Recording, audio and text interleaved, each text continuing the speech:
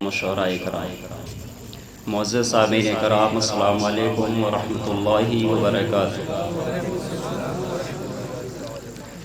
الحمد للہ رب العالمین والعاقبۃ للمتقین والصلاة والسلام علی من کان نبیا وآدم بین الماء والطین وعلی آلہ واصحابہ اجمعین، اما بعد فاعوذ باللہ من الشیطان الرجیم، بسم اللہ الرحمن الرحیم۔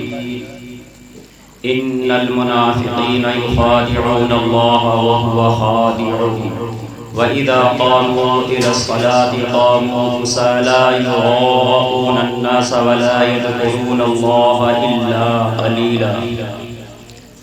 صدق اللہ مولانا العلی العظیم وصدق رسولہ النبی الامین الکریم، ونحن على ذلك لمن الشاہدین والشاکرین، والحمد للہ رب العالمین۔ آئیے کچھ جو معروف سے پہلے ہمارا مل کر اپنی ساری کائنات کی مرکزی عقیدت حضور تاجدار مدینہ سرور کائنات صلی اللہ تعالی علیہ وسلم کی بارگاہ مقدسہ درود و سلام کا ہدیہ نچھاور کریں، باوا سے بلند پڑھیں، اللہم صلی علی سیدنا شفیعنا حبیبنا مولانا محمد بارک وسلم، صلو علیہ صلاۃ و سلام علیہ سیدی یا رسول اللہ صلی اللہ تعالی علیہ وسلم۔ بڑی معتبر ہے جماعت صحابہ، بڑی معتبر ہے جماعت صحابہ، ذرا پڑھ کے دیکھو حیات صحابہ، گویا کہ باغ کرم میں ہے اترنا، کہ موضوع سخن ہے بات صحابہ، کہ موضوع سخن ہے بات صحابہ۔ حقیقت تو یہ ہے اگر کوئی سمجھے، حقیقت تو یہ ہے اگر کوئی سمجھے، ہے عکس نبوت صفات صحابہ، ہے عکس نبوت صفات صحابہ، میدانوں کے غازی مجاہد صحابہ، و عابد و زاہد و ساجد صحابہ۔ حقیقت تو یہ ہے اگر کوئی سمجھے، ہے عکس نبوت صفات صحابہ، اور ملا ہے جو بے عیب لا ریب ہم کو، ملا ہے جو بے عیب لا ریب ہم کو، کلام مقدس برات صحابہ، کلام مقدس برات صحابہ۔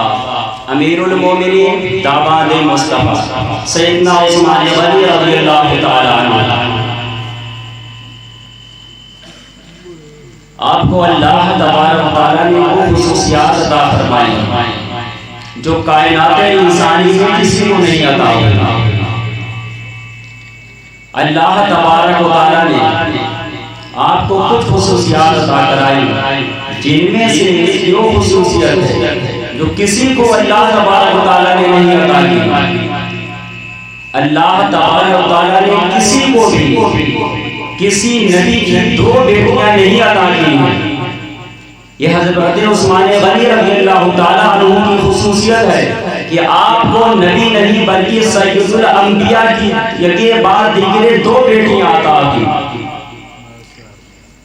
اللہ تبارک و تعالیٰ نے آپ کو اپنے محبوب کی دو بیٹیاں عطا کی، جب ایک کے بعد دیگرے دونوں بیٹیاں دنیا سے رخصت ہو جاتی ہیں تو کچھ منافقین چینے گوئیاں کرنا شروع کر دیتے ہیں۔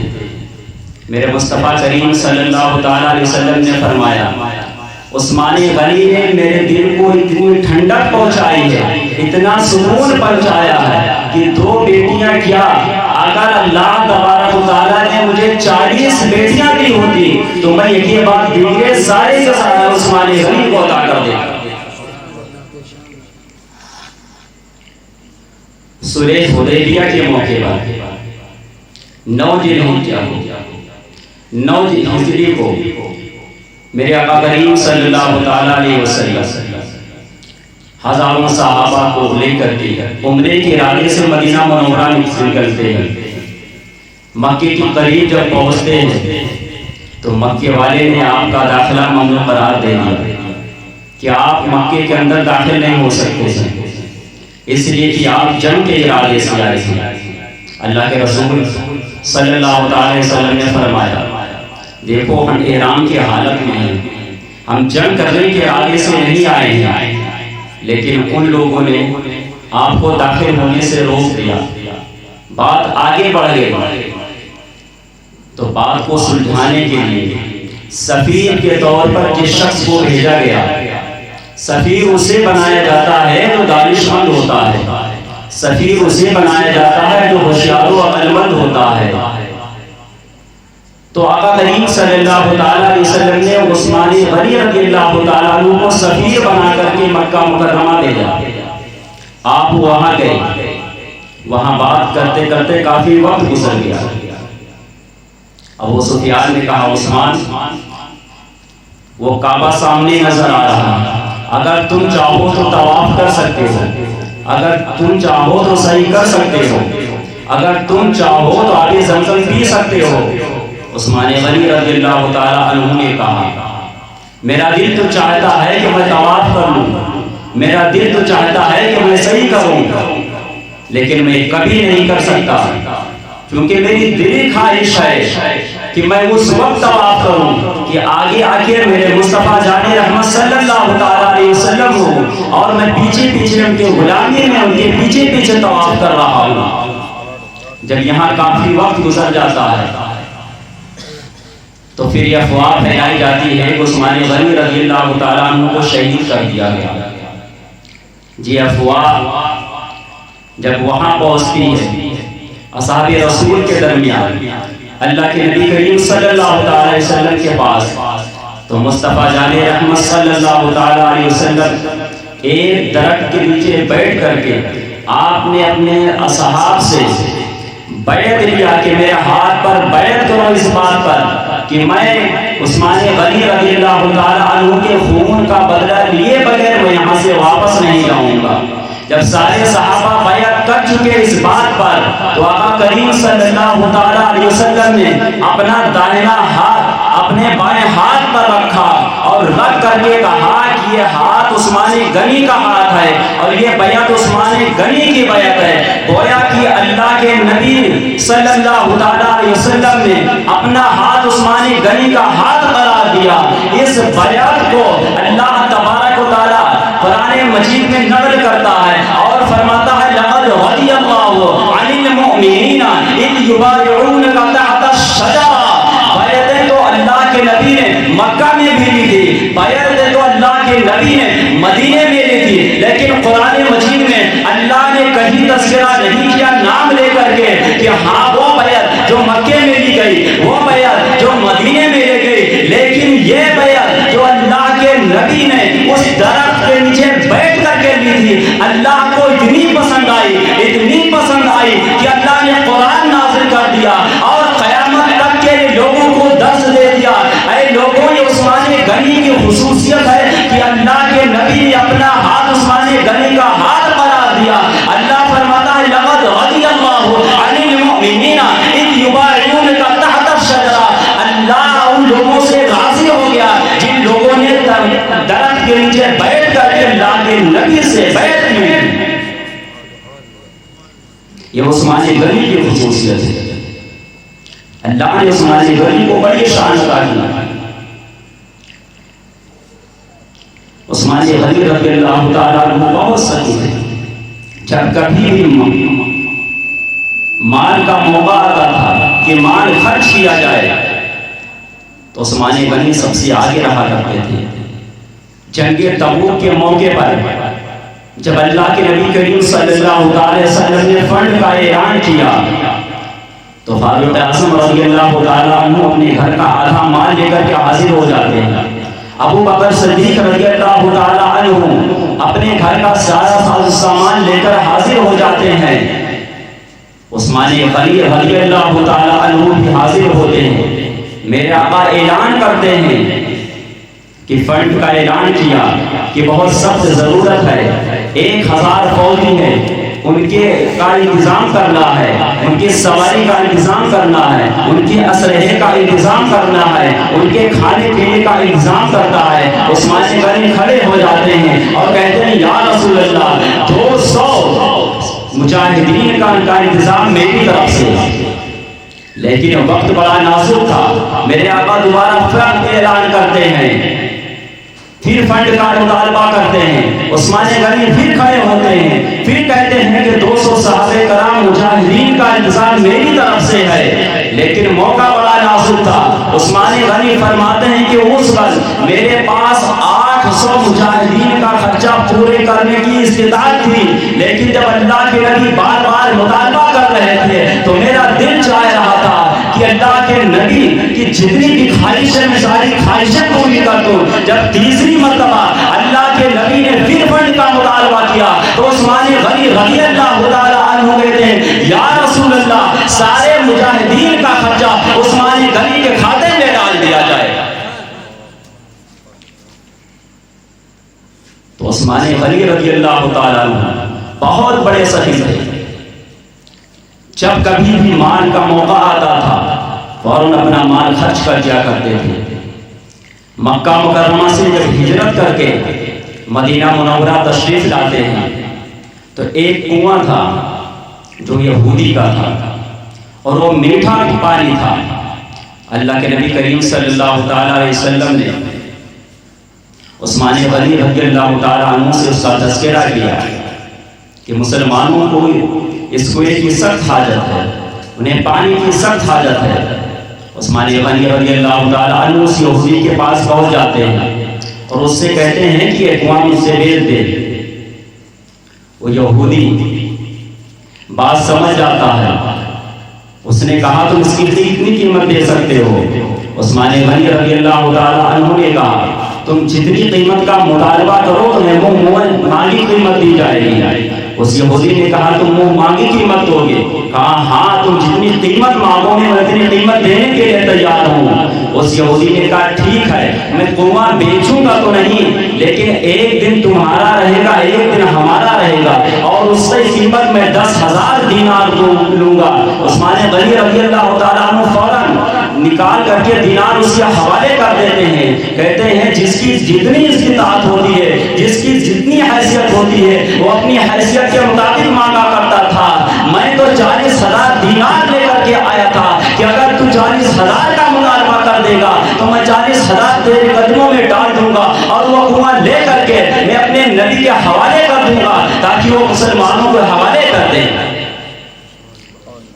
یہ ہے عثمان غنی رضی اللہ تعالیٰ عنہ. جنت البقیع قبرستان جسے جنت ہی کہا جاتا ہے, میرے مصطفیٰ کریم صلی اللہ تعالی علیہ وسلم نے ارشاد فرمایا کہ جس سے ہو سکے وہ مدینہ میں مر کر کے اور جنت البقیع میں دفن ہونے کی تمنا کرے, وہ جنت البقیع میں دفن ہو. جنت البقیع قبرستان آسمان والوں کو ایسے ہی نظر آتا ہے جیسے زمین والوں کو آسمان کے ستارے نظر آتے ہیں. تو جب وہ جنت البقیع قبرستان نہیں بنا تھا, ایک مرتبہ میرے آقا کریم صلی اللہ تعالیٰ علیہ وسلم کا ادھر سے گزر ہوا. ادھر سے ہو کر کے جب آپ واپس آتے ہیں عثمان غنی رضی اللہ تعالیٰ عنہ سے ملاقات ہوتی ہے. آپ نے کہا عثمان ذرا ادھر سے ہو کر کے آؤ, وہ جگہ بڑی اچھی ہے. عثمان غنی رضی اللہ تعالیٰ عنہ اس طرف جاتے ہیں جو آج جنت البقیع قبرستان ہے. آپ وہاں گئے اور وہ یہودی کی زمین تھی, جاتے ہیں اور زمین اس سے خرید لیتے ہیں. واپس آتے ہیں تو اللہ کے نبی کہتے ہیں اے عثمان غنی ادھر سے ہو آئے؟ تو عثمان غنی فرماتے ہیں یا رسول اللہ میں ادھر سے ہو ہی نہیں آیا بلکہ وہ زمین میں خرید کر آ گیا ہوں. کہا عثمان میں نے تو صرف ادھر سے گھومنے کے لیے کہا تھا. کہا یا رسول اللہ آپ نے ساتھ میں یہ بھی کہا تھا کہ وہ زمین بڑی اچھی ہے, جو چیز میرے مصطفیٰ کو پسند آ جائے وہ چیز کسی یہودی کے پاس کیسے رہنے دیا جائے. بڑا مشہور واقعہ ہے. عثمان غنی رضی اللہ تعالیٰ عنہ بڑے باحیا تھے. میرے آقا کریم صلی اللہ تعالیٰ علیہ وسلم اپنے کاشان اقدس میں آرام فرما ہے. اتنے میں دروازے پر دستک ہوتی ہے. پوچھا کون؟ فرمایا ابو بکر. اللہ کے نبی کریم صلی اللہ علیہ وسلم نے فرمایا دروازہ کھول دو. آپ آرام فرما تھے اور آپ لیٹے ہوئے تھے. آپ کا تیمم اوپر اٹھا ہوا تھا, یعنی پنڈلی کھلی ہوئی تھی. تھوڑی دیر گزرا کہ فاروق اعظم رضی اللہ تعالیٰ عنہ تشریف لے آئے، پھر دروازے پر دستک ہوئی، میرے آقا نے پھر پوچھا کون؟ آواز آتی ہے کہ عمر۔ دروازہ کھول دیا جاتا ہے، میرے آقا اسی طرح بدستور لیٹے ہوتے ہیں۔ تھوڑی دیر کے بعد پھر عثمان غنی رضی اللہ تعالیٰ عنہ آتے ہیں، دروازے پر دستک دیتے ہیں، آواز آتی ہے کون؟ فرمایا عثمان غنی۔ اللہ کے نبی کریم صلی اللہ علیہ وسلم ارشاد فرماتے ہیں کہ تو تھوڑی دیر ٹھہر جائے۔ میرے آقا اٹھ کے بیٹھ جاتے ہیں، اپنا تہبند سیدھا کرتے ہیں، اپنا کرتا سیدھا کرتے ہیں، اپنا عمامہ درست کرتے ہیں، پھر کہتے ہیں اب عثمان کو کہو کہ وہ اندر آ جائے۔ جب سارے لوگ اندر آ کے بیٹھتے ہیں، باتیں کر کے چلے جاتے ہیں، تو اماں عائشہ رضی اللہ تعالیٰ عنہا فرماتی ہیں یا رسول اللہ، میرے بابا جان آئے آپ لیٹے رہے، عمر آئے آپ لیٹے رہے، لیکن عثمان غنی آئے تو آپ اٹھ کر کے بیٹھ گئے۔ فرمایا اے عائشہ، کیا میں اس شخص سے حیا نہ کروں جس سے اللہ کے فرشتے بھی حیا کیا کرتے ہیں؟ عثمان غنی رضی اللہ تعالیٰ عنہ فرماتے ہیں کہ میں نے کبھی اپنے گھر کے اندر، باتھ روم کے اندر، بند باتھ روم کے اندر بھی کبھی کپڑے اتار کر کے میں نے غسل نہیں کیا، مجھے اتنی حیا آتی۔ آپ فرماتے ہیں کہ میں اپنی محرمات یعنی جن عورتوں سے شادی کرنا حرام ہے، یعنی اپنی خالہ، اپنی پھوپھی کو بھی میں نے کبھی نگاہ بھر کے نہیں دیکھا، مجھے اتنی حیا آتی ہے۔ آج ہمارا کیا حال ہے؟ ہمارے اندر پردے کا کتنا اہتمام ہے؟ آج ہمارے یہاں وہ خالہ زاد بھائی ہے، وہ چچا زاد بھائی ہے، وہ پھوپھی زاد بھائی ہے، وہ چچیرا بھائی ہے، آپس میں ایک دوسرے سے بیٹھ کر کے باتیں ہو رہی ہیں، ایک دوسرے کے ساتھ بازار جایا جا رہا ہے، ایک دوسرے کے ساتھ پکنک منایا جا رہا ہے، تنہائی میں بیٹھ کے باتیں کی جا رہی ہیں۔ اگر سمجھایا جائے کہ ان سے ان کا پردہ ہے، پھوپھی زاد بھائیوں سے بہنوں کا پردہ ہے، خالہ زاد بھائی بہنوں کا پردہ ہے، چچا زاد بھائی بہنوں کا پردہ ہے، ان سے ان کو الگ رکھو، ان سے اس کو دور رکھو، تو آج لوگ کہتے ہیں مجھے ان کے اوپر اعتماد ہے، مجھے ان کے اوپر بھروسہ ہے۔ ذرا ہمیں بتاؤ کیا تمہیں اللہ کے نبی سے زیادہ بھروسہ ہے؟ اللہ کے نبی تو اپنی بیویوں کو کہیں کہ پردہ کرو، میرے مصطفیٰ جان رحمت صلی اللہ علیہ وسلم اپنے کاشان اقدس میں آرام فرمائیں، آپ کی تو ازواج مطہرات ہیں، اتنے میں ایک نابینا صحابی آتے ہیں، اندر آنے کی اجازت طلب کرتے ہیں، اللہ کے نبی فرماتے ہیں اے عائشہ پردہ کرو، حضرت عائشہ فرماتی ہیں یا رسول اللہ وہ تو نابینا ہے، میرے مصطفیٰ فرماتے ہیں وہ تو نابینا ہے، لیکن تم تو دیکھ رہی ہو، تمہیں تو اللہ نے آنکھیں عطا کی ہیں۔ اللہ کا نبی اپنی ازواج کو جنہیں اللہ فرماتا ہے کہ اے نبی کی بیویوں تم سے بہتر سرزمین کے اوپر کوئی نہیں ہے، ایسی مقدس مائیں کو اللہ کا نبی کہہ رہا ہے ایک نابینا صحابی سے اے ازواج مطہرات، اے عائشہ تم ان سے پردہ کرو۔ آج ہم کہتے ہیں کہ ہمیں بڑا اعتماد ہے، یہ میرا کزن ہے، یہ میرا چچیرا بھائی ہے، یہ میرا پھپھیرا بھائی ہے، یہ میرا ممیرا بھائی ہے۔ مجھے بتاؤ تمہیں اعتماد ہے یا مصطفیٰ کو اپنی ازواج پر اعتماد تھا؟ دنیا کے اندر جتنے کانڈ ہوتے ہیں، جتنے فراڈ ہوتے ہیں، وہیں پر ہوئے ہیں جہاں اعتماد تھا، اور جہاں اعتماد نہیں تھا وہاں کبھی بھی دوگلاپن نہیں ہوا ہے۔ عورتیں وہی بھاگی ہیں، لڑکیاں وہی بھاگی ہیں، بہنیں وہی بھاگی ہیں جہاں اعتماد تھا، جہاں بھروسہ تھا۔ اگر ہم نے مصطفیٰ کی بات پر عمل کیا ہوتا تو آج ہماری بیٹیاں، آج ہماری بہنیں کبھی نہیں بھاگتی، آج ہمارے گھروں میں ٹی وی نہ آئی ہوتی، آج ہمارے گھروں میں موبائل نہ آئی ہوتی، اور ہمارے گھروں میں ہیروئن اور ہیرو کے کردار کو نہ دکھایا گیا ہوتا، آج ہمارے گھروں میں اگر شاہ رخ خان کی کہانی نہ دہرائی گئی ہوتی کہ شاہ رخ خان مسلمان ہے، اس کی بیوی گوری ایک غیر مسلم ہے، وہ ایک ساتھ رہ رہی ہے۔ جب بچپن سے میری بہنوں نے، میری بیٹیوں نے یہ دیکھا کہ ایک مسلمان اور اس کی بیوی غیر مسلم ہے تو بڑی ہو کر اس نے بھی وہی کردار اپنایا۔ اگر اس کو ہم نے حضرت عائشہ اور فاطمہ کی سیرت پڑھائی ہوتی، اگر حضرت عائشہ فاطمہ کی سیرت